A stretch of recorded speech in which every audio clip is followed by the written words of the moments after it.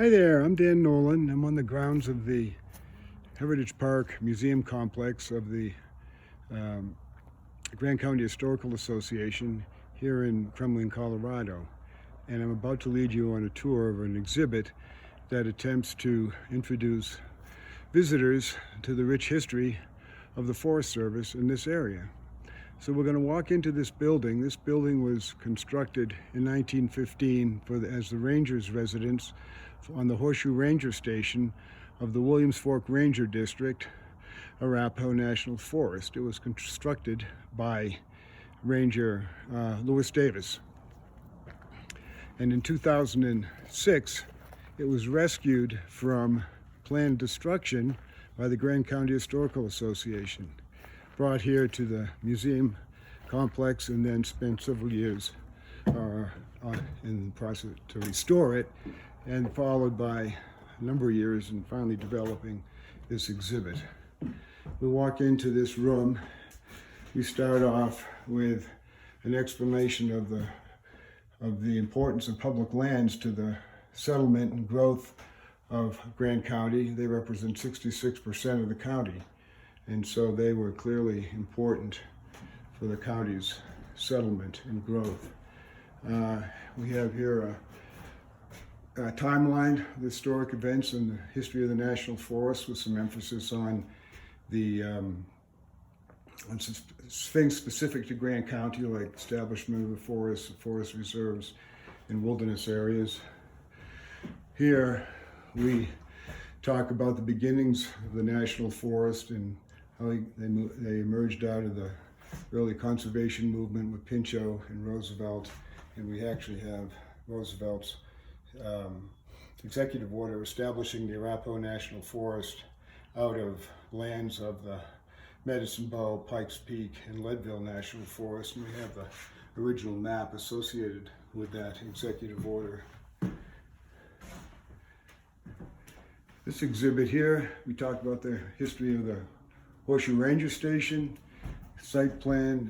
Actually, there were two buildings that Ranger Davis built. One was the office right here, in this picture, and then the building we're in right now, and there's the two of them together. The office building was also rescued by the Historical Association, moved to our museum complex in Hot Sulphur Springs. This is, I think, kind of cool. The letter from the forest supervisor to the forester asking for the lands to be set aside for this, for the Horseshoe Ranger Station. This exhibit here shows people where all the ranger stations were in Grand County. We have pictures of all of them, and most of them are no longer in existence.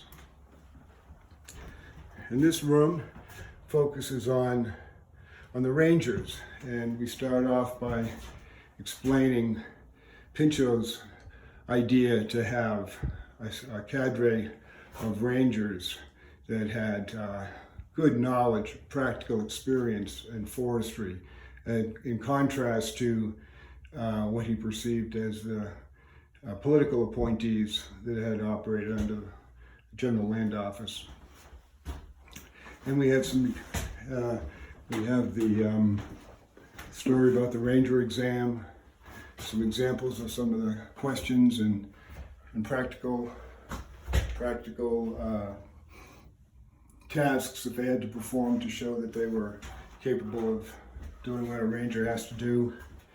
And then we have several ranger profiles. Some of these are early people. The one I particularly like is James Bluecalls, who is in this picture here. He was the very first ranger in the Williams Fork Ranger District prior to the establishment of the Horseshoe Ranger Station, and he's standing there, no uniform. This was in the days before a uniform existed, but he seems so proud of his big badge. And Pat Lynch of Western Heritage donated a replica of the large badge, and then the badge we use today to use for this exhibit. Here's the Ranger Leroy Davis, who he and his crew constructed Horseshoe Ranger Station. Norwood, otherwise known as D.O. Johnson, spent his whole career in Grand County and took the ranger exam. He said because his school teacher girlfriend from Boston didn't think he could pass it, so he took it and passed it.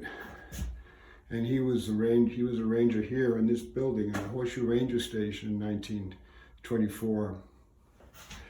We have a wonderful oral history interview recording that I found in the Denver Public Library that it's an hour and a half of him. It was recorded in 1966, and there's some wonderful stories in there, as well as his family loaned us their photo album for some of these photos, and also donated to the Historical Association his collection throughout his career of his daily diaries. We have those.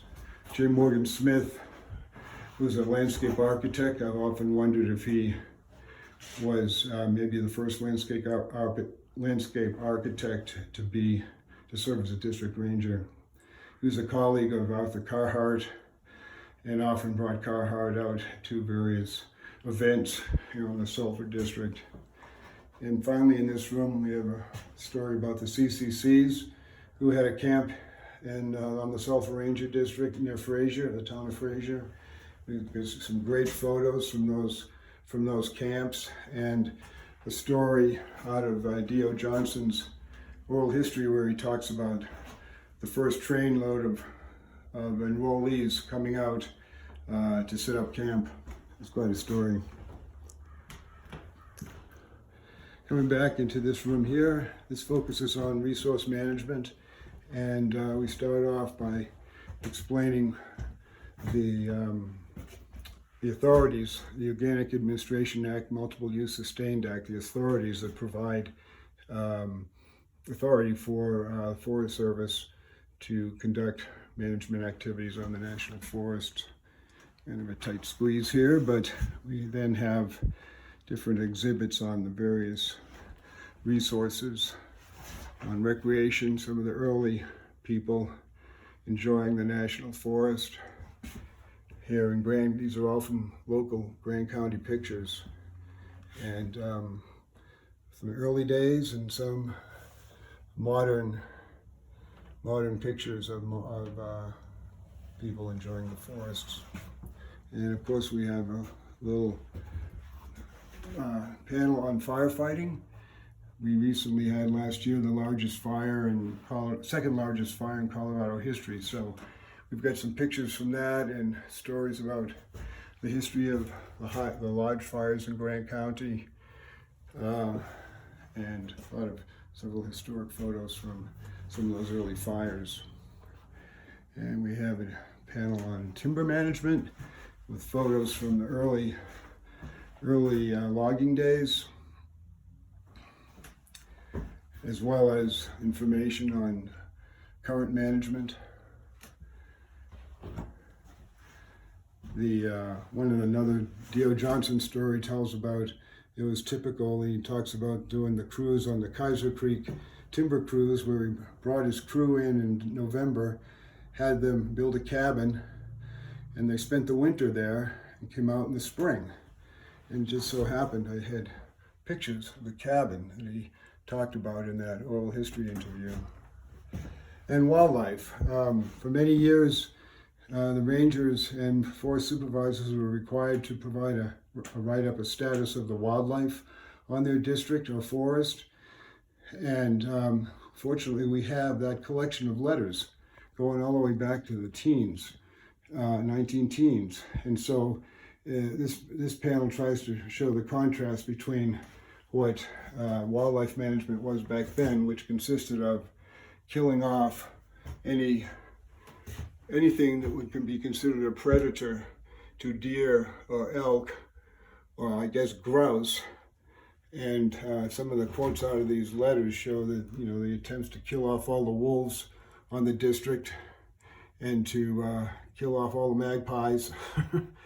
And then we have the contrast with today's management, where we try to protect and provide and manage for the conservation, protection of all wildlife species on a national forest.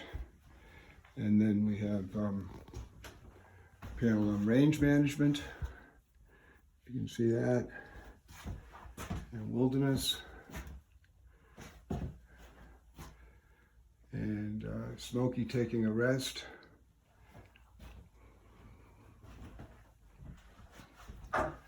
Back out here, we have a couple of glass display cases that, in this one we have some items that might have been that were used on by typical Forest Service district people, including one of D.O. Johnson's daily diaries as an example. And then this case has a case of magic lantern slides, and these were sent out by the Washington office in the 1930s to be used for public meetings to help field units explain to the public what the national forests were all about. They came with a script. You have the script right there, and a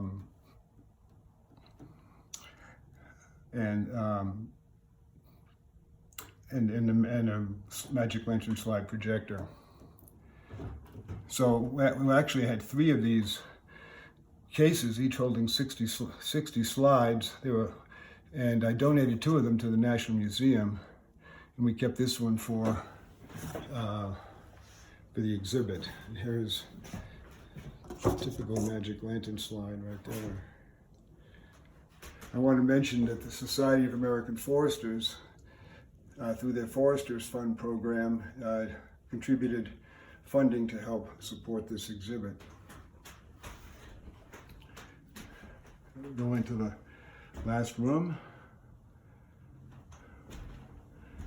and we have just a collection of miscellaneous items. One I like in particular is this 1905 map, which predated the National Forest, but it has on here the names of the forest reserves that were in this area, out of which the Arapaho National Forest was created. But it is the Medicine Bow Forest Reserve, the Leadville Forest Reserve. I just think it's cool to have the map with these historic names on there. And we have a little piece on Forest Service phone lines. There's a letter, Forest Service letter, explaining to the public how to use the Forest Service telephone system. And then here, the kitchen, we have Forest Service replica dishware, also donated by Western Heritage, Pat Lynch, appreciate that. Another Ranger profile, Hank Tiedemann. These pictures and stories of him and information about his life were provided by his son, Art Tiedemann, who is a retired Forest Service scientist out of the Rocky Mountain Station. A few other items here.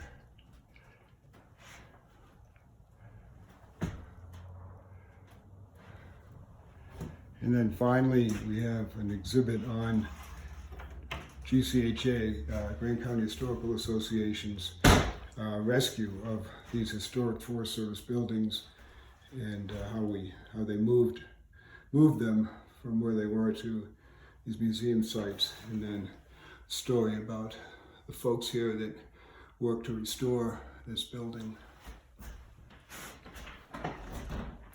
This is another thing that somebody donated. I'm not exactly sure what it is. It has to do with, it's hard to see, I guess, it has to do with fire behavior. It looks sort of homemade. In any case, we'll go outside now, and you can see some of the other buildings here at the museum site. Our town jail, the old town jail, 1904, old fishing cabin, the Union Pacific Railroad train depot that was also rescued by the Historical Association and brought to this museum site, an old ranch house building. And pretty much that's it. So come see us.